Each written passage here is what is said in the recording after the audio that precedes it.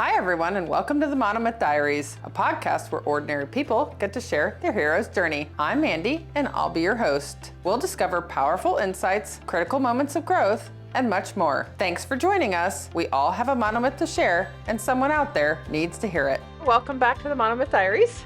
Thank you for having me. Pleasure to be back. It was so much fun last time. We get to do it again. We left off with your turning point, and you had said you are becoming intentional. So we're going to pick up after the divorce of your second husband. Yes. Can you describe what life is like for you as a single mom now? So good and bad, you have the responsibility all on your shoulders. So that can be kind of overwhelming for sure. Double-edged sword? Is that what they Double-edged call it? sword, yeah. But I also look back over those memories, like what cool times it was, like the two of them crawling up in bed with me, begging to get to sleep with me at night and helping them with their homework and cooking dinner and doing all those fun things. Like it was good times, don't get me wrong. But there was a lot of still hurt in a divorce, obviously. He said, she said, and back and forth, and communication wasn't great. It was stressful. It was very stressful. I remember at one point I was having such bad anxiety over trying to take care of everything at that time that I actually went to my doctor and asked her to put me on a prescription anti-anxiety medication. And I just remember taking that maybe for a week or two. And I remember at one point I literally didn't care about anything. And so I went from caring too much and driving myself crazy trying to balance it all and juggle it all to suddenly I didn't care if my lights got turned off. Oh, well, I've got candles. That was my mentality. So I stopped taking as soon as I started kind of noticing that that was where that was headed. But then I realized, okay, I've got to figure out some hardcore ways to be able to deal with this stuff. Yeah, you had said once that this is a time period in your life where for the first time you're going to look inward. And I got to stop trying to put a Band-Aid on things. It's time for me to really kind of wrestle with, what got me here? How can I not get here again in the future? And so we bounced around a little, and then I finally was able to purchase our first home. And so we bought a little 3-bedroom, 2-bath house in Mills Point. And there was a church that was right outside of my neighborhood called Current. And so we started going to Current at that time, which is really funny because, again, Keeley and his ex-wife used to go to Current. Get out of I here. have no idea how we never ran into each other. I have no idea. In the first episode, we talk a lot about Keeley, who is your third husband, but how he pops in and out of your life since high school. Yep.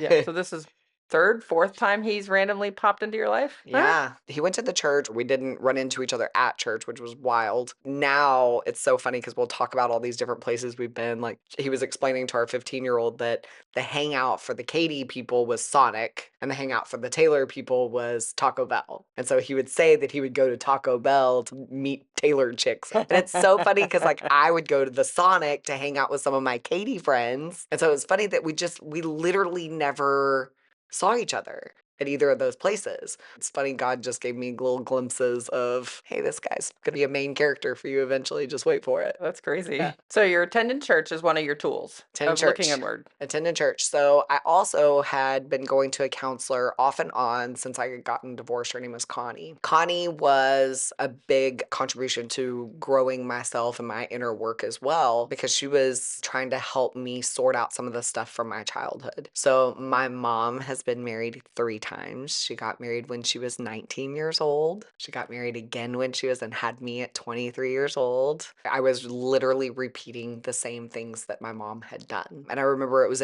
in those therapy sessions with her that kind of like that aha moment of, oh my gosh, I'm doing the exact same thing that my mom did. Yeah, you're starting to identify all the patterns. I'm starting to identify the patterns. I'm starting to notice the picking up and leaving. At what point am I going to set my roots and stay there and deal with whatever it is that I'm facing and not just pick up and move. Away. Any other tools or strategies that you're using? I did start reading a little bit more at that time because Connie was giving me some books. One of the books that I read that was kind of a big one at that time was Love and Respect. My ex-husband and I did a little bit of a study towards the end of our relationship on that book, but then Connie had me reread it myself after we had divorced because she was like, before you read it and you read it in the hopes of saving your marriage. Now I need you to read it with the hopes of a future relationship. relationship. It changed that perspective of that book for me, because when you read something and you're in desperation, well, I'm no longer desperate at this point. Now I'm just open. I'm open to receiving new information, new thoughts, new perspectives. And so rereading that book with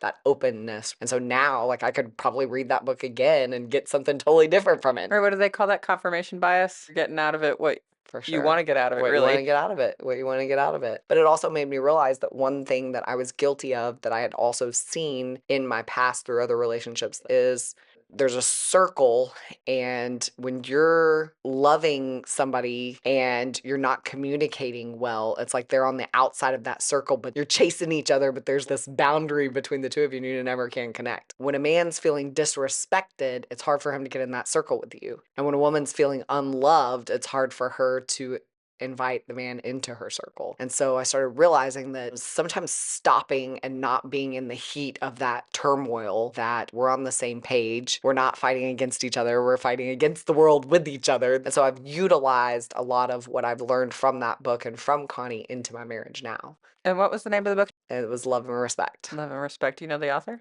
I don't. We can look it up. Yeah. I was just curious. And I think it's interesting that you're recognizing these patterns because you start dating Yes. and recognizing patterns. Oh, I was much picking more out the quickly. exact same thing every time. I was attracted to a lot of similar traits and things that before had not worked. So what am I continuing to try to push? You date a man Mm-hmm. shortly after the divorce of your second husband. Yes. And we don't have to get into all of it. It could be a whole podcast in Yeah. itself. We'll just call him the controlling boyfriend. He was very, very controlling, and you Yes. recognized that straight away. But in this, it's going to propel you again into another relationship where Keeley comes in again. I just find it fascinating that Yes. he keeps popping in. Yes. So tell us about what happens there. I had started dating a guy. He was like Prince Charming had finally shown up at first.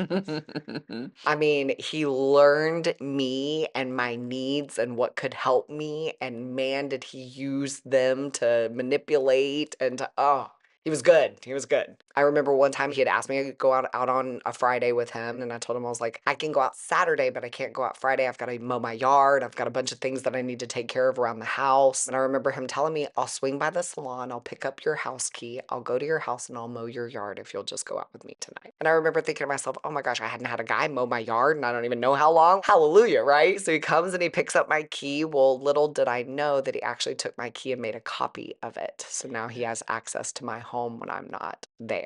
Yeah. It took me a while to figure that one out.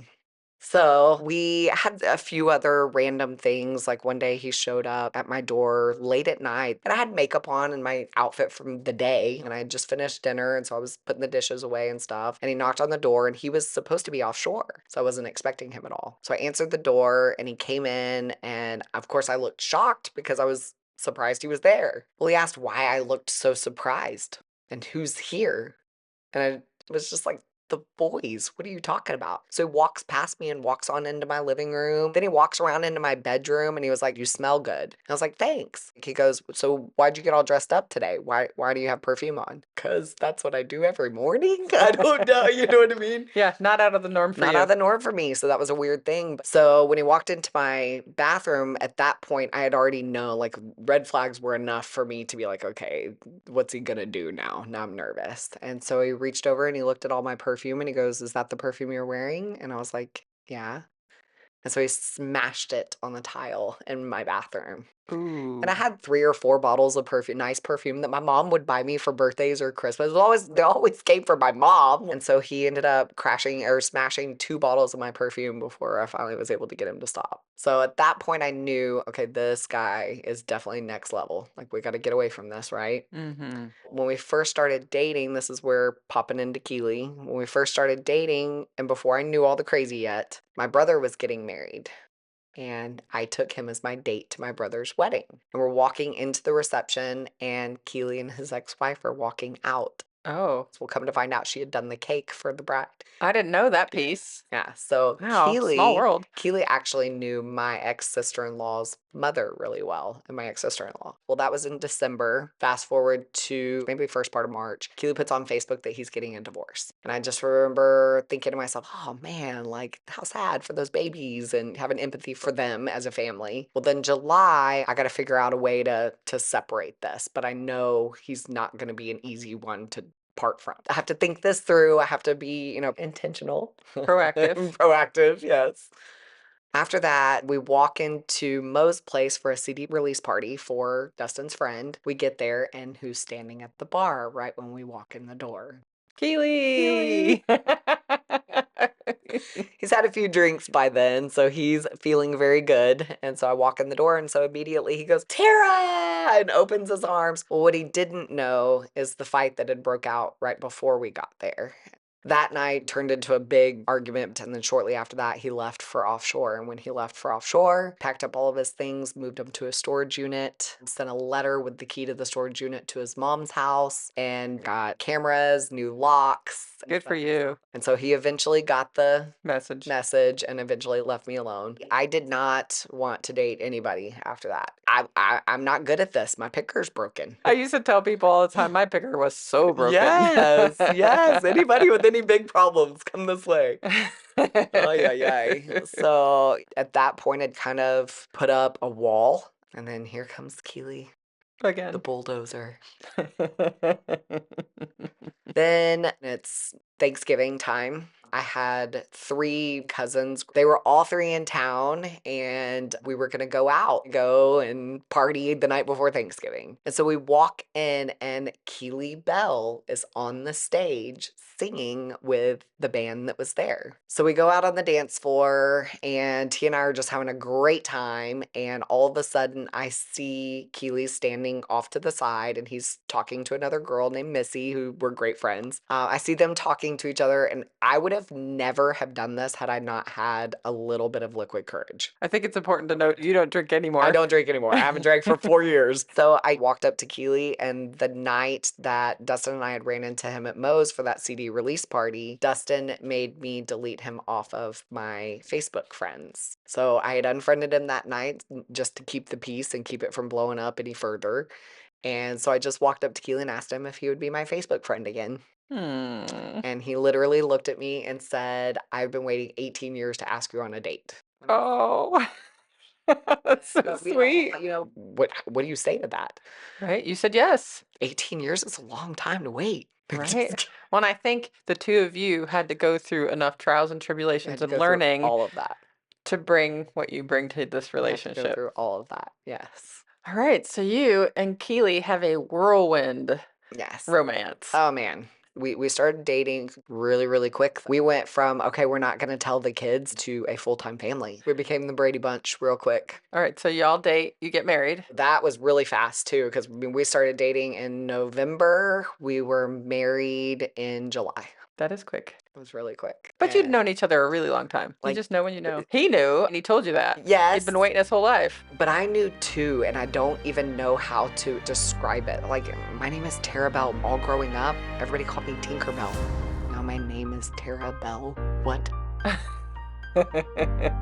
God was trying to make it super clear. He was trying to make it super clear, man. Just super, super clear. Okay, speaking of God, all right, let's talk about that for a moment, because you said something to me about hearing from God. Yes, this is it. No, he was very clear that he wanted me to be with Keeley, and I knew that. Love is such a wild thing. Like, it grows, it changes, it shifts. It's not linear. It's not just one solid thing. Like, the love that I had for Keeley from the beginning and the love that I have for Keeley now, and all the love that has happened in the last 10 years, it's wild. But I still to this day know exactly what God was wanting for me in that moment. He wanted me to stay In that marriage. Mm-hmm.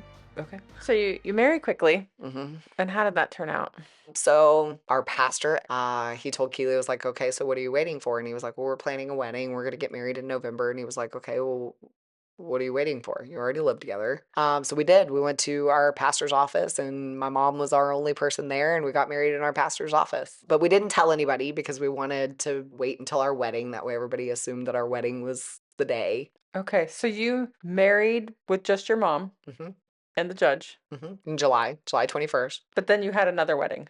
We had another wedding on November 14th. Get So that out of was where here. we invited everyone, and the kids were a part of it and all that stuff. That was so smart. Good for you guys. My husband and I did the same thing. We got married, I think it was like on December 31st or January 2nd or something by ourselves. Yeah, Just a JP, nobody else, yeah, just the three of us, yeah. because I wanted to go on my own free will. Like, I didn't want the pressure of all the people and the expectations. hmm And truth be told, I really just didn't want to have another wedding. hmm But, he hadn't been married, so Yeah, he wanted to have a wedding, like yeah, he wanted to do all the things, right? yeah.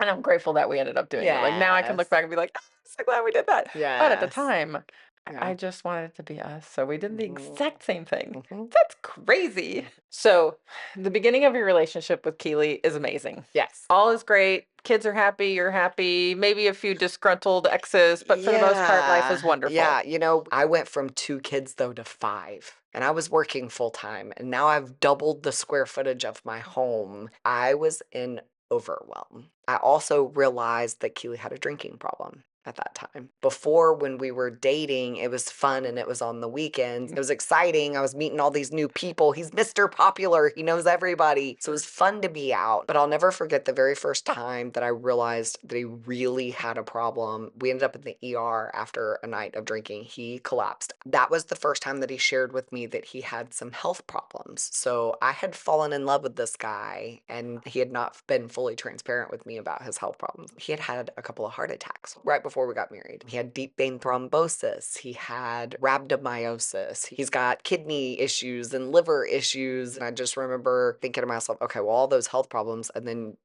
you're drinking like this? Right. And you're not eating healthy, and you're not, what? And so I realized Keely wasn't healthy. And I mean spiritually, I mean mentally, I mean healthy, like all All of across it. the board, all across the board. And so then the nurture in my personality came out, and I needed to help him and fix him and mother him. But alcohol was a big one. Weekends became not so exciting anymore. So Friday would hit and I would not be excited. I couldn't wait till Monday came back.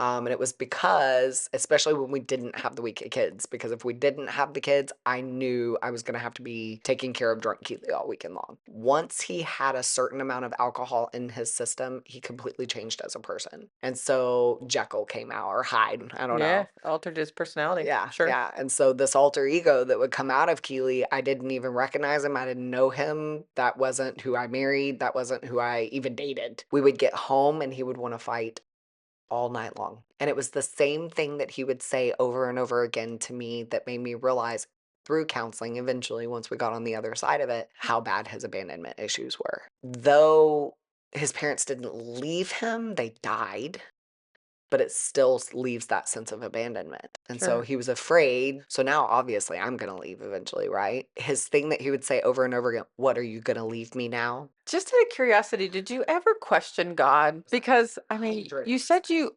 audibly heard him say, "This is the man you're supposed to be with." Are you questioning, like, Oh, 100%. 100%. Why did you do this to me? And then even looking myself in the mirror going, what voices are you hearing? Because, yeah, you start questioning whether you heard it or not? but I knew his soul was good. And so I knew that that behavior was the alcohol, because when he didn't drink, that was not him at all. We had a couple of really big bad ones. And at that time, I had started disconnecting from him. And so now I don't even feel sorry for you anymore. I'm just mad at you now. I'm questioning God. I'm questioning all the, what got me here? How did I get here? I can't be divorced again. You've got to be kidding me. I remember I became really good friends with a girl named Rachel, and I spent every minute with her and just avoided Keely for a while. We came together at night, but it was like we did absolutely nothing together, except for on the weekends. We'd go and show up in front of everybody else like everything was great, and then we'd go home and we'd fight, and then all week long I'd spend the evenings doing anything but hanging out with him. Yeah, pretty vicious cycle. Eventually, we found ourselves in a pickle. Keeley had an emotional affair. Tell us what an emotional affair is. When I talked with you, I think that was the first time I'd ever heard that phrase. In a marriage, your person that you share life with is somebody that you're supposed to have a pretty deep emotional connection with. An intimate An relationship. intimate relationship with. You're sharing your body, you're sharing your home, you're sharing your finances, you're sharing everything. Yeah. But when one of them starts connecting with another person emotionally and sharing some of those things that they're not sharing with their spouse, that then turns into a really slippery slope. I don't believe that anything happened physically or anything like that, but she was a friend of ours. And then I remember a comment being made. The first one that made me really kind of question some things was I was frustrated with Keeley about something, and she turns around and she tells me, I'll talk to him. He'll listen to me. Ooh. And I remember just I had this sick feeling in my stomach. So even if nothing's happening, this is not headed in the right direction. I mean, they were talking to each other all the time. And it wasn't anything deep. It wasn't deep conversation or anything like that. But if you're waking up every morning and the first thing you're doing is saying good morning to somebody else, no, no, no, no. Oh, Yeah. that makes sense now. Yeah. In his defense, he said, at that time, I was so busy being mom to everybody and taking care of everything, and I was very much in my masculine. I wouldn't answer the phone like I cared to hear from him.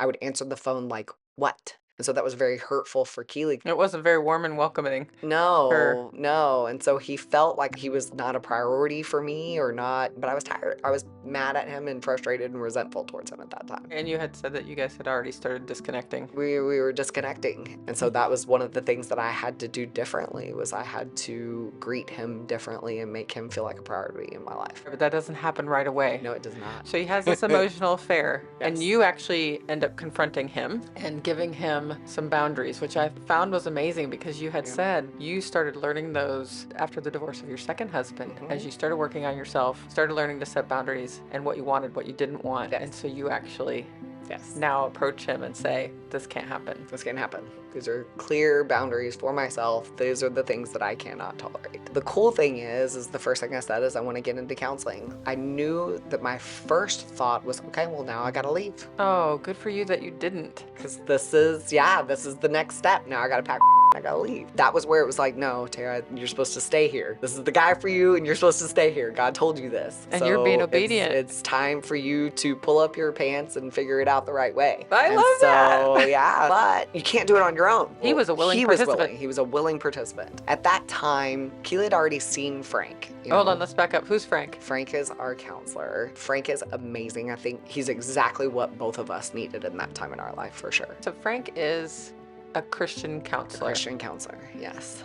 He's a magic worker, but not in the sense of he's going to magically fix your equation for you. No, he's going to magically open your eyes and make you realize where you need to fix yourself. And so I remember going in there and pointing fingers at Keeley. He's narcissist and he's this and he's that. And he's drinking and he's having an emotional Drinking, affair. he's having an emotional affair and he's just dirt, man. He's just dirt. It's all his fault. Yeah, and Frank was the one that made me realize that. And when you're pointing fingers, there's three more pointing right back at you. And he also told me, he was like, and if Keeley's a narcissist, you are too. Oh. And I just remember sitting there going, how dare you? You don't even know me. I'm the farthest thing, you know? So he just said a lot of times in relationships we become mirrors for each other.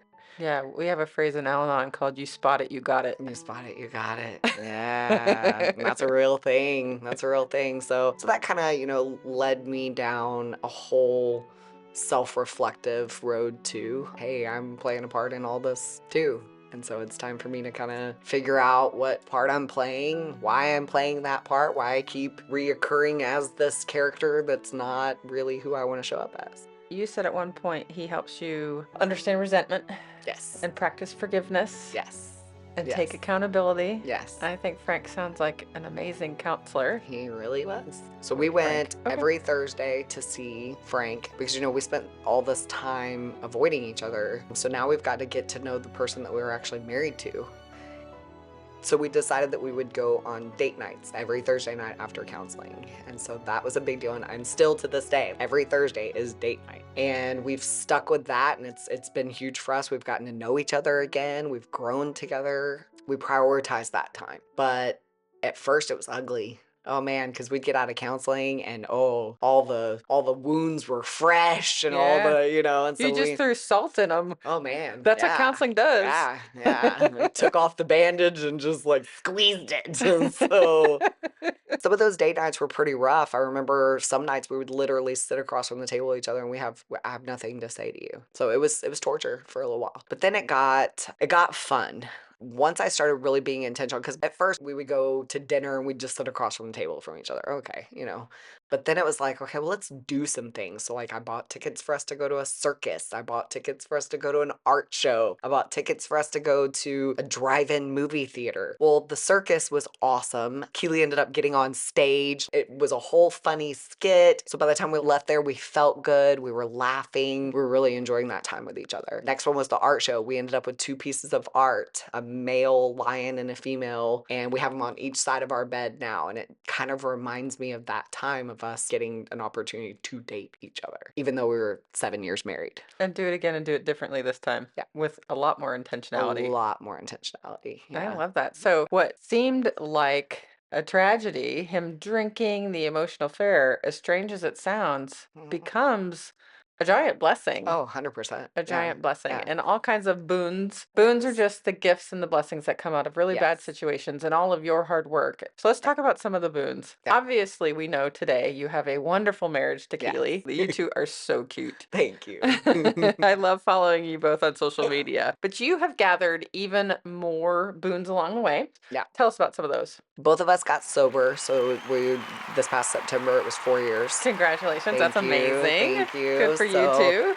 For me, alcohol was never really a thing for me, but to support him, I quit drinking. He tells me to this day that if I wouldn't have, he probably would have already have been drinking again. So he's super grateful for that. One of the things that saved us too was I was listening to a book by Sean Whalen, and I think it's called How to Get Done. And Keeley at that time thought that I was going to leave him. So he gets on my phone, starts pulling up things on my phone, trying to see what is she listening to? What is she reading? So he starts listening to that book every day on his way home from work. Fast forward to that, Keeley ends up speaking on stage at Sean Whalen's Lions Not Sheep event. In that one thing, that book that I was listening to, that Keeley now listened to, then took us to Utah, which then met us a whole new group of people, which then gave us the nerve to be able to open a business. It has been just a gift that just keeps unwrapping. And so I look back at the two of us from 4 years ago, and I look at the two of us now, and don't get me wrong, like negativity creeps in, we second guess ourselves. I mean, all the old stuff still tries to come back sometimes, but I'd say one of the biggest gifts that we've received in all of this is being able to take a situation, and instead of looking at it as the demise or like it's gonna burn everything to the ground, and together we look at how are we going to conquer this. Your team. And so I think one of the biggest gifts was that we literally turned into a team through that. So For sure. yeah, but there's so many. There's so many. Becoming sober impacts your whole family, your entire family. None of our kids really drink or We have a any lot of that. friends that Like, don't drink. Yeah. Webb and I do. But Yeah. see, at first we were weirdos. No, I understand. Yeah, I mean, it was hard at first. Webb and I drink socially, but we have friends that drink responsibly, and we have friends who don't drink at all. I mean, we have such an array of friends, but it's not Yeah. weird to me anymore. When you start to socialize, I think more with people who don't. So you It just attract it. happens. Yeah, You attract exactly. it. It's the idea of Yeah. attraction, sure. Yeah. So it took us a while to attract that, but eventually it did. And another boon, you all started a business together. We did. Keeley and I started HTL Athletics. It was Hate to Lose Athletics. They're still operating today. It was awesome. It was a whirlwind. I mean, we were operational for maybe 6 months, and we ended up seeing an opportunity for us to be able to sell our shares and move on. And so we did. We didn't own it for very long, but man, was it stretching to build something like that together. But you own your own business already. Right. You have a hair business. Yes. You have a salon. Salon, yes. Salon, thank you. Want to make sure I say it right. Yeah, I've done hair for 26 years. That's incredible. What else? Let's see. You told me you're writing a book. Yes. It's called Holyhood and Healing. Keely and I have talked a lot about what was next after HTL. We're going to have to keep moving forward. And so Keely can fall victim to depression and anxiety. He started to kind of drift a little bit. And now we use our words and we talk about it. We're able to, catch it. But he kind of told me, he was like, I'm experiencing some dark feelings right now. I thought I had my purpose. I thought I had my identity. I thought I was moving in that direction. And now that we've sold it, I'm kind of lost again. And so we sat down and we talked, and I told him, I was like, look, that was one thing that we agreed on, that we would never tell each other no to anything that was going to grow us. He said, I think I want to hire some business mentors. I need a coach. I need somebody to mentor me. And I told him, I was like, I'm all about that. We hired a couple of guys. They started mentoring him. They sat down with him, started whiteboarding some ideas, like what's next. And he tells them, he's like, I think I want to do what you all do. I want to coach people. I want to mentor. I want to share what I've learned. And so they started talking a little more, and then it kind of developed. And now he's speaking to all these offshore guys about mental health and mental performance. And it's kind of turned into what we know now as grit. I know he's doing really great He's things. doing really good things. I remember talking to you about purpose. I remember you saying, I don't know what my purpose is, Mandy. And maybe my purpose was to support Keeley. And I have thought so much about that. See, I could cry thinking about it, because I'm like, maybe that's what my purpose was. It's okay to be Webb's wife, to be supportive, to have raised my kid. Why is that not okay? And I was so impressed with you being able to say that out loud. I'm like, good for you, Tara. Yeah. You guys are such a good team. I love you guys so much. Well, sometimes I think every man that has a good wife, man, the sky's the limit, because when you have somebody that's cheering you on like that and loving you and praying for you like that, it's a pretty big attribute. Yeah, it's pretty big. It's pretty big. So I'm just glad he recognizes it and appreciates it. I hope they do. All right. And you have also started a business with your mom. I did. So we started something called Picnic Poet during COVID. There was a company that I had thought of that I wish I would have done. It's picnic business, where you go and set up picnics for people. And so I thought that was something light and easy that my mom and I could do together. And so we started something called the Picnic Poet. But the one thing that the snag that we ran into is time. I'm so busy in the salon that we were having a hard time on booking that time slot. So we kind of have pivoted a little bit. Now we're doing gift baskets. We customize picnic baskets for people, or even like gift baskets or any of that. We customize them for people, and then they just come pick them up from us. These baskets are awesome because she can go and shop for them during the day. I could whip them together real quick at night, and then they're ready for pickup. And where can they find that information? Picnic Poet, we're on Facebook, Instagram. We've got the picnicpoet.com, our website. And how about Keeley's business? How can we find that? His is silverbackgrit.com, I believe. Okay. We'll drop all that in the show notes for you. Yeah, but Keely's social media is a great place to start for him, because he posts a lot of cool stuff on there. He really does. Yeah. And I know you're not taking any clients. Not right now. You're full because you're awesome. Okay. I know we're running out of time, but I really wanted to talk about some tools in your toolbox. Having gone through all of these experiences now, you have gathered a lot of tools. Yes. That you currently have in your toolbox. Yes. Do you mind running through just a couple of Absolutely. them really quick? So one of my favorite things that Keely and I still use to this day is like a reset for us. So if we start to go backwards into old pattern thoughts or old behaviors or whatever, then we'll have a reset, and that's called 75 hard. It's hard. I mean, it's in the title, but it's 75 days of following some pretty harsh rules. No alcohol for 75 days, which was great for us in trying to become sober by starting 75 hard with each other, and we did it together. If one of us failed, we had to start over. That's some extreme accountability. But it's 10 pages of a nonfiction book. It's follow a pretty strict diet. It's diet of your choice, whatever works for you. A gallon of water every day, 10 pages of nonfiction book. 2 workouts. 2 workouts. And one has to be outdoors, no matter what the elements are. But that is a big one. And still to this day, if either one of us feel like we're slacking or falling off the wagon on any aspect, our fitness, our routine, our discipline, any of that, we'll go back to 75 hard. And we've done it, I think, 3 or 4 times now in the last 4 years. Wow.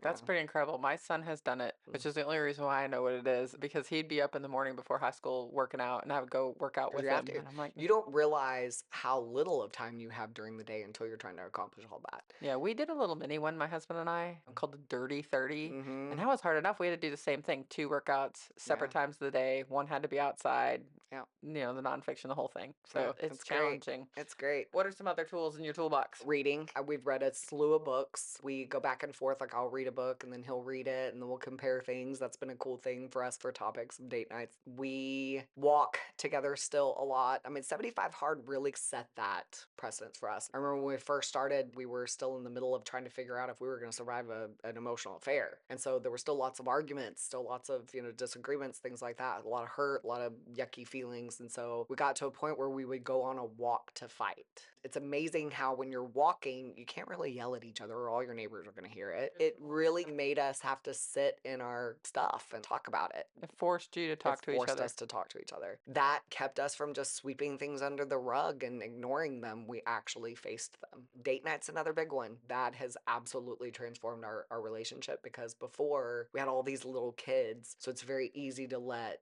kids, careers, all these things come before each other. And so having that one designated night where we would put our phones away and we really focus on each other and pay attention to each other. And I mean, it's not always excitement. One night we were both exhausted on a Thursday night, and so we took the golf cart to the gas station in our neighborhood and got ourselves treats and then watched a movie in our bed. But it was just us and it was still intentional and we still thought of it as a date night. Sure. One of my favorite date nights we ever had, he pulled the tailgate down on his truck in the middle of Old Town Katy and made me a peanut butter and jelly sandwich and we sat on the tailgate and then danced to Cody Johnson's newest hit in the middle of downtown Katy with not a soul around. Yeah, That was that's so fun. free. That was free 99. My best friend's dad told her once, when the kids are grown and gone, you are all that's left.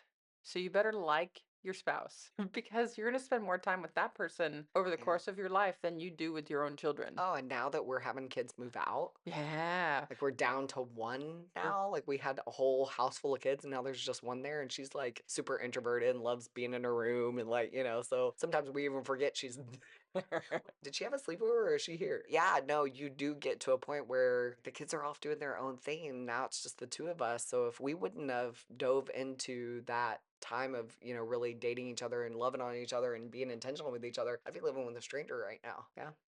And I think there was one more, Mm-hmm. and it was listening to personal growth podcast. Yes. Thank you for that. Yes. Yes. Yes. Big shout out to mine. I hope you listen to me. Yeah, absolutely. Absolutely. Podcast, it helps you to sometimes see, first of all, that you're not alone in a lot of your stuff, that, we're all human and we all have our different things that we're facing and different, lessons to be learned. So if there's a lesson that I can learn from somebody else's experience without having to dip my toe in that water, then I want to learn it. Yeah. So Yeah. tell us what's your favorite personal growth podcast that's out there right now. This is a weird story too. So for the last 3 years, I've listened to a podcast called Your World Within. Eddie Pinero, hey. I remember that I really felt this podcast a lot. It spoke to but you. It was all internal. It was all in your own head, right? It had nothing to do with any external anything. One time we were getting ready for something and I'm jumping in the shower. And so I had to get my podcast on real fast before I jumped in the shower. And so Eddie's voice is going on and Keeley goes, man, that guy really is good. Well, fast forward, Keeley tells me that he wants to go on a men's retreat. And he tells me, it's kind of expensive. It's right after Christmas. I'm like, ooh, we don't say no to each other's growth. So I told him, I was like, okay, well, this is your budget. Well, then he finds out that they're flying into Phoenix, but they have to drive to Sedona or Sonoma or whatever it is in Arizona. So he's trying to keep everything within his budget. So he calls the guys and he's like, is somebody else coming in that I can maybe ride with? So they told him, they were like, oh no, we've got a buddy that doesn't live very far from the airport. So we'll have him swing by and pick you up and bring you out to the men's retreat. So right before he goes, they send him the information of the guy that's picking him up from the airport. His name is Eddie Pinero. So then Keeley tells me, he's like, you're not going to believe this, but your podcast guy is picking me up from the airport and I'm going to spend a whole week with him at this men's retreat.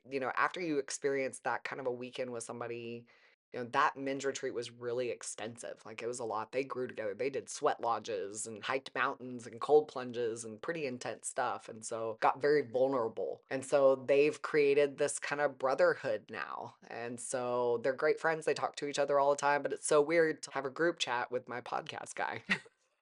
How incredible. Yeah. Oh my gosh, God is good. Look at all of those Yeah. Oh, and wonderful he's incredible. little Like nudges he's and so incredible in my life. Like God is just he's orchestrated some really beautiful things for me. So yeah, forever grateful. you have gotten a lot of God nods, as I call them, Yeah. in your time with Oh, Keeley. big time. All right, we have two more questions for you, Okay. and then we'll wrap up because we know you All have to go. right. How do you hope your monomyth will inspire others? I hope it inspires others to, first of all, listen to that internal voice. God does know what he's talking about when he whispers those little nothings to you. Now, being on the other side of all of this, thank you. Mm, You know, just because you tried and you failed doesn't mean you stop trying. yeah. So, love could have been one of those things that I wrote off as I'm just not good at that and I'm not going to do that anymore. And in reality, it's one of my greatest gifts. Hmm. And so, what a sad thing if I would have chosen not to share that anymore. Yeah. So, I'm glad I tried again. Right on. We end every episode with an attitude of gratitude. It's your opportunity to lift up any of the heroes in your life that have been a significant part. Okay, I'd have to say my parents. My mom for loving me no matter what. It's unconditional till the day she dies. She'll love me all of her heart. So I'm forever grateful for that. The women in my family, my aunts, my grandmas, all the women in my family that taught me to be who I am. My husband, because he's just the greatest and I love him so much. All of our kids, that love is really, really cool. And the love of all that family. Janine, too. Yes. I wouldn't have been a hairstylist. I wouldn't have had 26 years of earning six figures and calling my own shots and being my own boss had I not watched what it looked like from Janine. So, yeah, super grateful for her. I'm lucky. Very blessed. I've been very blessed. Well, thank you so much for being willing to come and give up an entire Yes. afternoon. Aw, thank you. I always enjoyed chatting with you. You are a beautiful human, inside and out. Thank you. And I love watching you and Keeley all over social media. You're a couple that people strive to be like. Aw, I appreciate it. I Yeah, appreciate thank you it. so much for all of your words of wisdom and your experience today. Thank you. Thank you for having me. This was wonderful and many blessings on you and all the efforts that you put forth with this podcast, sharing people's stories and opening people's eyes on the other side of that too. Tara, thank you so much for sharing your monomyth with us today. We truly appreciate your honesty, your heart, and your courage. To our listeners, the team here at the Monomyth Diaries are on a mission to get our message out to as many people as we can. So if you enjoyed listening and resonated with Tara, please consider leaving us a review. Thanks again for listening and supporting us here at the Monomyth Diaries. Thanks for joining us on the Monomyth Diaries. If this episode resonates with you or someone you know, we'd love for you to share it and spread the inspiration. Don't forget to follow us wherever you get your podcasts or on YouTube to stay connected. We'd appreciate if you could take a moment and rate and review the podcast. It helps us reach more people with stories of transformation and growth. You can visit us at monomythdiaries.com or text us directly from the show notes to reach out and keep the conversations going. Until next time, heroes, let's journey together through our monomyths.